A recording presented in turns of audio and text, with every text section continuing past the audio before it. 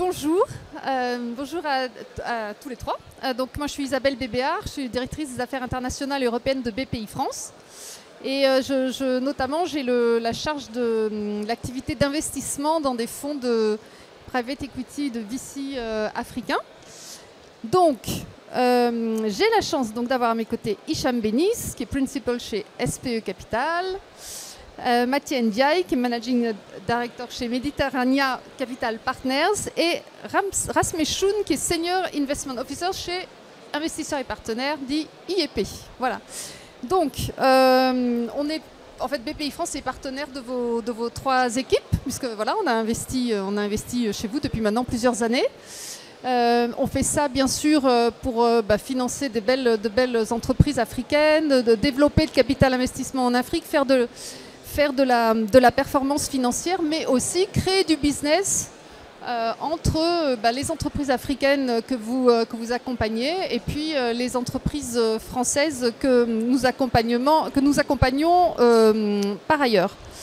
Donc peut-être pour commencer, ce que j'aimerais bien que vous nous disiez, c'est le rôle que jouent vos structures, vos fonds respectifs dans l'accompagnement des entreprises dans lesquelles vous investissez et dans quel type d'entreprise vous investissez. Peut-être que je peux commencer.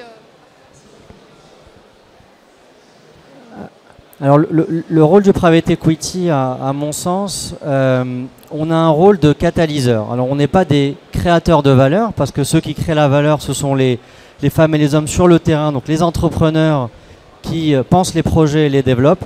Donc nous, on vient en tant que catalyseur, d'accélérateur, de facilitateur pour leur permettre de les atteindre, ces objectifs-là. Comment on le fait de manière très pratique? C'est d'abord du financement. Donc souvent, en tant qu'investisseur equity, on fait des augmentations de capital, dit cash-in dans notre jargon, pour leur permettre financièrement de faire du CAPEX, que ce soit du CAPEX en organique, c'est-à-dire des projets sur la base de leur activité existante, soit du CAPEX dit inorganique, visant à venir acquérir d'autres entreprises pour leur permettre de se développer. Donc c'est en quelques mots le rôle d'un private equity classique sur le continent africain.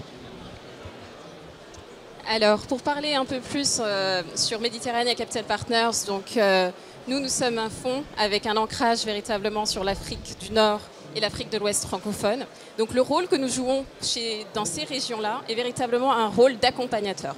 Donc nous, ce qui est essentiel pour nous, le type de compagnie dans lesquelles on aime investir, ce sont des sociétés qui ont déjà prouvé leur modèle, donc des sociétés déjà solides, qui ont un fort potentiel de croissance, qui ont une équipe de gestion qui est solide aussi. Souvent, on est amené à apporter des compléments de skill sets au niveau de ces équipes de management. Et le dernier point, c'est véritablement des entreprises qui opèrent dans des secteurs porteurs et à fort impact. Donc nous, aujourd'hui, notre expertise, elle a été véritablement dans des secteurs tels que la santé, l'éducation, les services financiers, le FMCG. Donc c'est véritablement ce que nous recherchons. Et au-delà de ça, il y a vraiment l'identification du sponsor. Donc vraiment de l'entrepreneur qui est derrière la société. On prend beaucoup de temps pour, on va dire, s'acclimater à cet entrepreneur, créer une relation de confiance avec cet entrepreneur pour aligner véritablement l'ambition de l'entrepreneur et la nôtre. Mais notre obsession, c'est véritablement le succès de l'entrepreneur. Et on met tout ce qu'on peut pour mettre en œuvre véritablement les outils de soutien pour que ces entreprises puissent arriver à un succès. Excellent. Rasme, peut-être vous adressez des entreprises un peu plus petites que tes deux collègues, mais je te laisse en dire plus. Oui, merci. J'ai bien aimé ce qu'a dit Hicham sur le rôle catalytique finalement du private equity et de l'investissement en capital.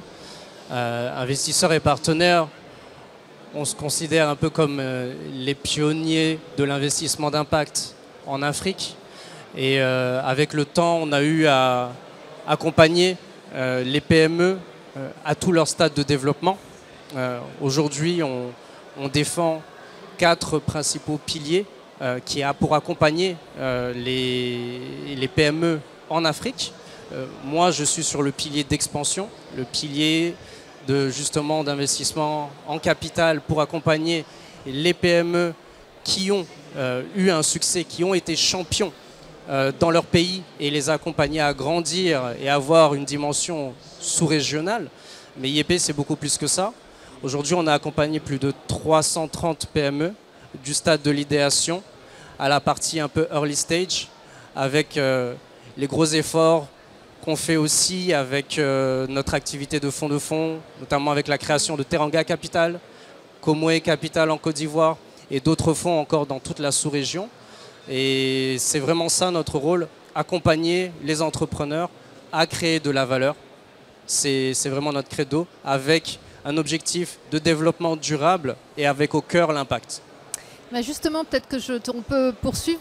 Pour toi, la deuxième question que je voudrais vous poser à tous, c'est pour vous, quels sont les freins structurels qu'il faudrait lever justement pour faciliter finalement le développement de ces entreprises et finalement faciliter aussi le travail des investisseurs dans leur accompagnement? Alors je pense que le principal frein structurel que nous avons rencontré au cours de nos années d'existence et à accompagner les PME en Afrique, et le plus gros challenge, c'est, je pense que c'est la formalisation, l'accompagnement à la formalisation.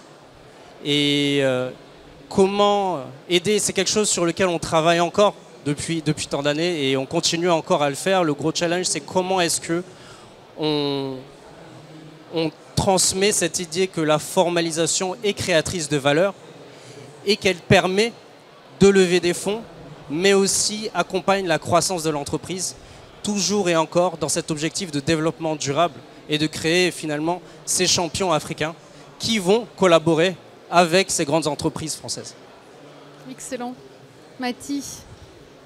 Alors peut-être pour ajouter à ce qui vient d'être dit, je pense qu'un autre défi que l'on rencontre souvent, c'est les ressources humaines. Donc c'est-à-dire que souvent on investit dans des sociétés, on a une base qui est solide, mais il y a un besoin de renforcer cette base-là pour aller à l'étape d'après.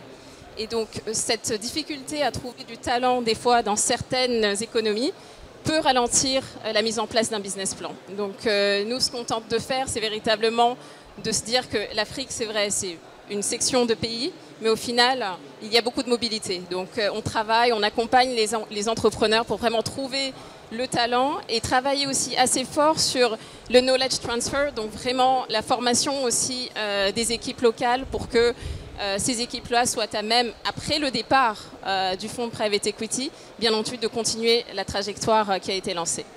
Merci. Le dernier mot, le mot de la fin pour Hicham. J'aimerais reprendre aussi le point de départ qui était sur le volet micro, c'est de dire il faut que les entrepreneurs nous fassent plus confiance.